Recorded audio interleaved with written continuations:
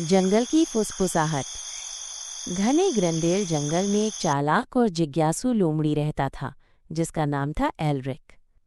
वो तेज था, चतुर था, लेकिन उसमें एक कमी थी, वो किसी की बात नहीं मानता था। बूढ़े जानवरों ने जंगल के सभी बच्चों को चेतावनी दी थी कि गूंजने वाली खोखली जगह के पास कभी मत जाना। वहाँ पेड़ मुड़े हुए थे, जमीन काली थी और हवा हमेशा ठंडी। कहते थे कि वहाँ जाने वाले जानवर वापस लौटते तो हैं, लेकिन बदल चुके होते हैं। लेकिन एल्रिक हंस पड़ा। ये सब पुरानी कहानियां हैं, बस डराने के लिए। उसका सबसे अच्छा दोस्त एक छोटा सा गिलहरी जिसका नाम प्यम था, डर के मारे कांपने लगा। नहीं एल्रिक, वो कहानियां सच हैं। कोई भी वहां गया तो कभी वैसा नहीं रहा।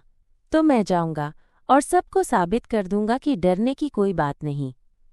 रात को जब पूरा जंगल सो रहा था, एल्रिक चुपचाप जंगल के उस हिस्से की ओर निकल पड़ा। जैसे ही वो गूंजने वाली खोखली जगह पहुंचा, सब आवाजें गायब हो गईं।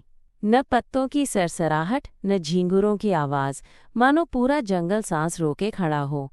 बीच में एक पुराना कुआं था जिसका मुंह अंधेरे से भरा था, और तभी एक फुसफुसाहट। एल्रिक, उसका खून जम गया। कौन है? एल्रिक, मदद करो। यह आवाज प्यम जैसी लग रही थी, पर वो तो घर पर था। उसने झांका, कुएं में कुछ नहीं दिखा। फिर कई आवाजें एक साथ बोलने लगी, कुछ जान पहचान की, कुछ बिल्कुल अजनबी, लेकिन सब में एक ही डर था। हम भी ऐसे ही थे, बहादुर जिज्ञासु। अब हमारे साथ नीचे आ जाओ। नीचे की बिल में कुएं में आंखें दिखीं, सैकड़ों अंधेरे में चमकती हुईं। एल्रिक पीछे मुड़ा और भागा। जंगल अब वैसा नहीं रहा। रास्ते बदल गए, पेड़ उसे छूने लगे, शाखाएं उसे रोकने लगीं। किसी तरह वो जंगल के बाहर एक नाले के पास गिर पड़ा। अगली सुबह प्यम ने उसे ढूंढ निकाला, लेकिन एल्रिक अब वही एल्रिक नहीं था।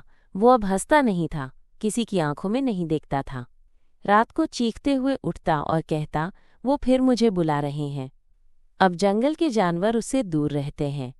कहते हैं कुछ रातों को वो फिर उस कुएं के पास जाता है सुनने के लिए, और अगर तुमने उसकी आवाज़ सुनी तो तुम भी बदल जाओगे।